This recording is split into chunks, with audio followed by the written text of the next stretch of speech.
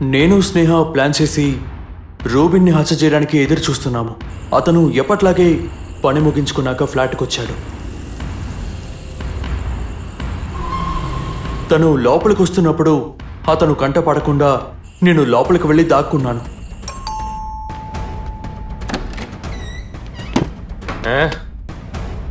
ఏమైంది? నీ నిర్ణయం ఏంటి?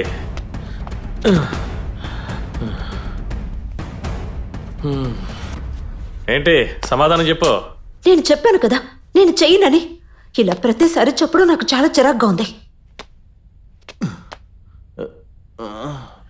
ఇక్కడ ఏమైనా ఐపీఎల్ జరుగుతుందా?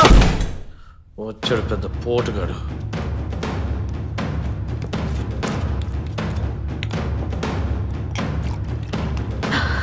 అన్నిటికీ కారణం ఇదిగో ఈ తాగడే.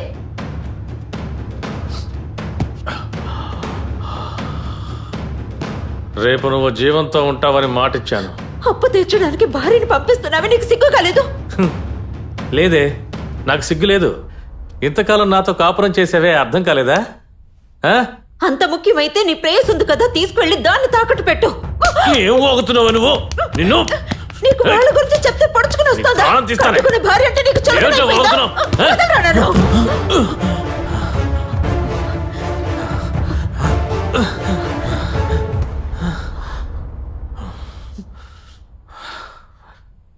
ఏంటే నన్నే కొడతావా?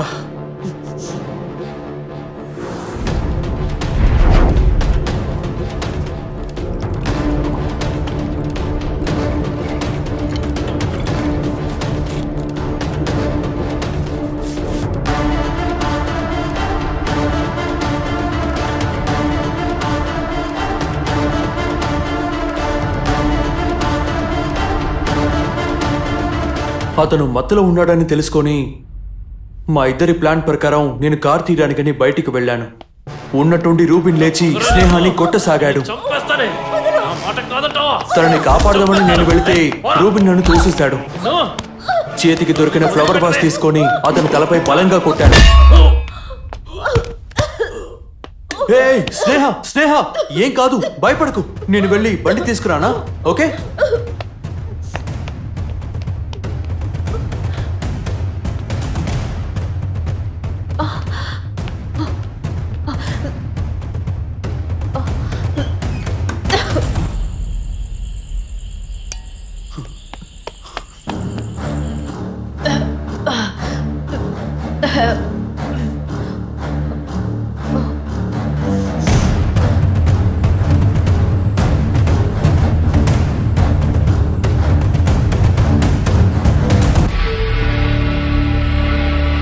నేను కిందకు వెళ్ళి కార్ పార్క్ చేసి తిరిగి వస్తున్నప్పుడు ఇక ఏ సౌండ్ రాకూడదు, నా గురించి తెలుసు కదా.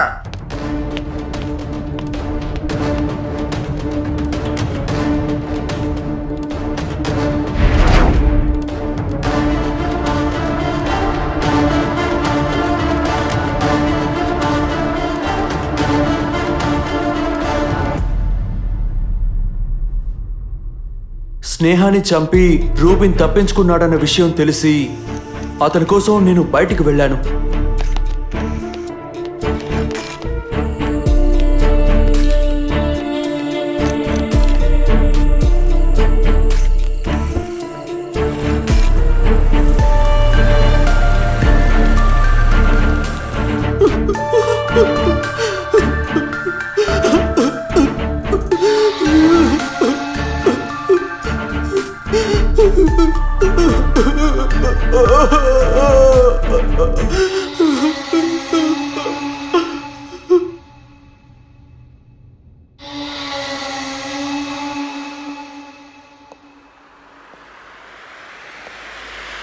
నేను స్నేహ ఇద్దరం ప్లాన్ వేసి రూబిన్ని చంపడానికి ఎదురు చూస్తున్నాం. స్నేహ హత్యకు గురైన 30 నుంచి 50 నిమిషాల తర్వాతే రోబన్ హత్యకు గురయ్యాడు. ఇక్కడ ఏమైనా ఐపీఎల్ జరుగుతుందో?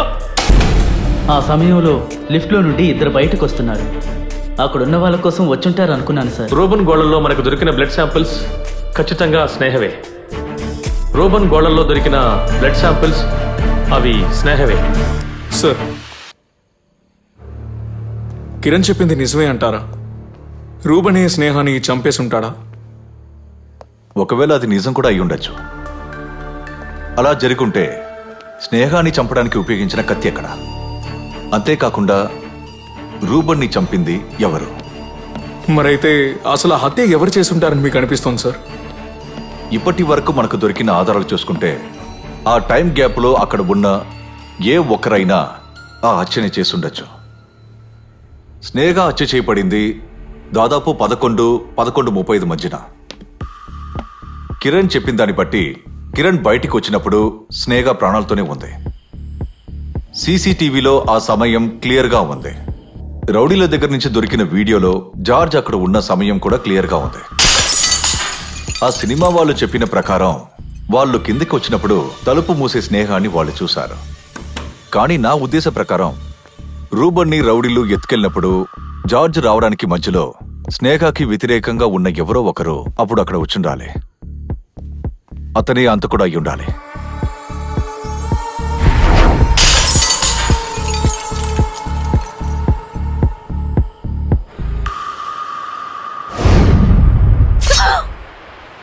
ఇంతవరకు మన సస్పెక్ట్లో లేని 4వ వ్యక్తి.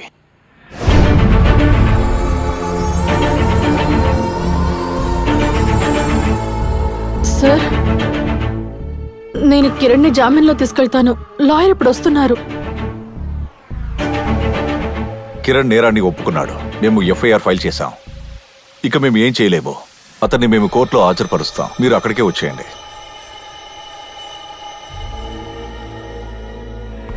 సార్, నేను ఒక విషయం చెప్పాలి.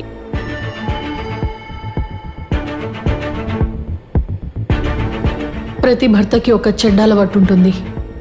తన ఎక్స్ గర్ల్ ఫ్రెండ్తో తన్ని పోలుస్తుంటారు. కిరణ్కి కూడా అలవాటు బాగా ఉంది.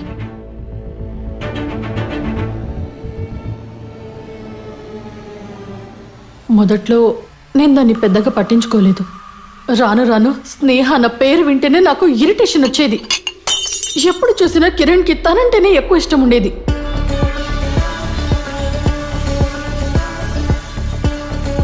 రూబిన్కి స్నేహకి ఏదైనా సమస్య వస్తే వెంటనే కిరణ్ అక్కడికి వెళ్ళేవాడు తన్ని ఓదార్చడానికి.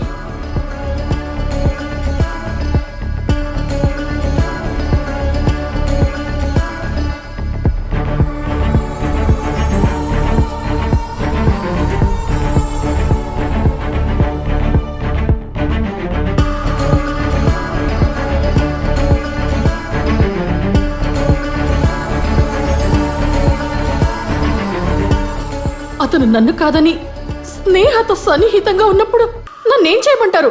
తను చంపాలి కదా. ఆ రోజు నిర్ణయించుకున్నాను. సరైన సమయం కోసమే నేను ఎదురు చూసేదాన్ని.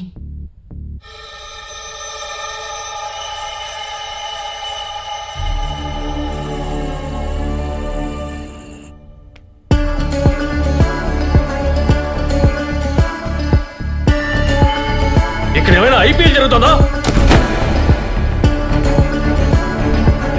ఆ తర్వాత నేను చూసింది కిరణ్ అక్కడి నుండి బయటికి పారిపోవడం.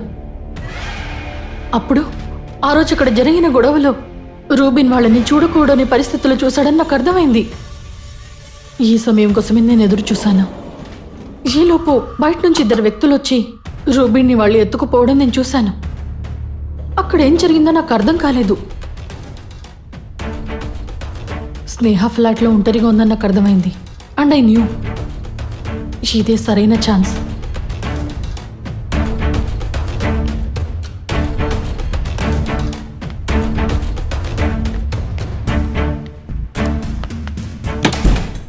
డోర్ వేసిన శబ్దం విని స్నేహ నన్ను తిరిగి చూసింది.